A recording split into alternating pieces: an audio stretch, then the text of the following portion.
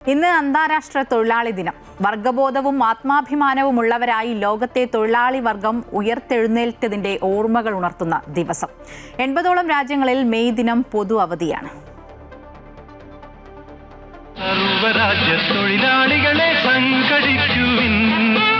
ചരിത്ര പോരാട്ടങ്ങളുടെയും നേട്ടങ്ങളുടെയും ഓർമ്മപ്പെടുത്തലാണ് തൊഴിലാളി ദിനം.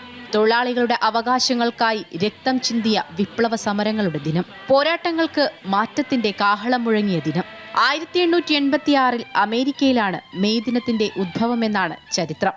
തങ്ങളുടെ അവകാശങ്ങൾക്കായി ഒരു സംഘം തൊഴിലാളികൾ ചിക്കാഗോയിലെ ഹേ മാർക്കറ്റിൽ ഒത്തുകൂടി. മുദ്രാവാക്യ വിളിയുമായി മാർച്ച് നടത്തി. പോലീസ് തടഞ്ഞതോടെ മാർച്ച് അക്രമാസക്തമായി. പിന്നീട് ലാത്തിച്ചാർജും വെടിവയ്പും. ഒട്ടേറെ തൊഴിലാളികൾ രക്തസാക്ഷികളായി. ആ സമരത്തിന് പിന്നാലെ തൊഴിലാളികൾ വീണ്ടും ലോകത്തിന്റെ പലയിടത്തുമായി സംഘടിക്കാൻ തുടങ്ങി.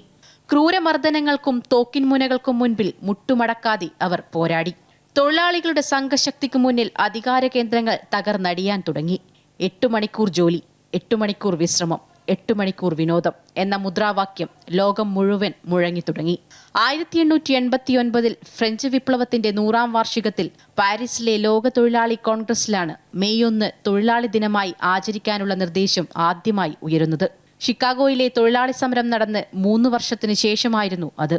1892 ജനീവയിൽ അന്തർദേശീയ സോഷ്യലിസ്റ്റ് സമ്മേളനത്തിൽ മെയ് 1 തൊഴിലാളി ദിനമായി പ്രമേയത്തിലൂടെ അംഗീകരിക്കപ്പെട്ടു. തൊഴിലാളി ദിനത്തിൽ അവധി നൽകാനും പിന്നീട് തീരുമാനമായി.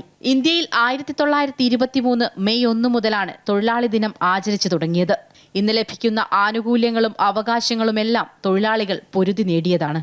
പോരാട്ട വിജയത്തിന്റെ സ്മരണയായി മെയ് ദിനം ആചരിക്കുമ്പോൾ തൊഴിലിടങ്ങളിൽ അവർ സംതൃപ്തരാണോ എന്നുകൂടി ചിന്തിക്കേണ്ടതുണ്ട്.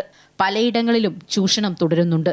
അവകാശങ്ങളും തൊഴിലും രണ്ടല്ല എന്ന് ഓർമ്മിപ്പിക്കുന്നതാകട്ടെ ഇത്തവണത്തെ മെയ് ദിനം. News desk, Amrita TV.